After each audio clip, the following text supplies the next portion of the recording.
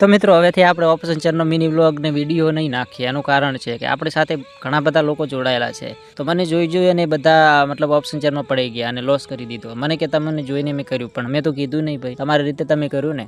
પણ હવે જોઈએ, આપણે આજથી આપણે મિની વ્લોગમાં મતલબ ઓપ્શન ચેનલ નહીં બતાવ્યું, બેકઅપમાં કરતા રહીશું. હવેથી આપણે જે સેવિંગ ટ્રેડ છે એ કરશું. મતલબ કે હવેથી 2000 આજ નાખ્યા છે, 1600નું કંઈક બાય થયા છે, 558 આસપાસના 3 શેર આવ્યા છે. મતલબ હાલ નાનાથી તમને બતાવું છું, પછી આપણે મોટું કેપિટલ લાવશું. તો તમે આ કરી શકો મારી સાથે, ઠીક છે. તો આમાં કંઈ રિસ્ક નથી અને આ પરફેક્ટ જે આપણે ટાર્ગેટના સાથે ચાલવાનું છે. તો ઇન્ડિયન હોટલમાં આપણે લઈ લીધી છે એન્ટ્રી 3 શેર સાથે. તો નાનું કેપિટલ છે એવું નહીં જાણવાનું, 5-10 રૂપિયા પ્રોફિટ, પણ આપણે જે ટાર્ગેટ સાથે ચાલવાનું છે કે આપણું ટાર્ગેટ રહેશે 710 રૂપિયાનું, ઠીક છે.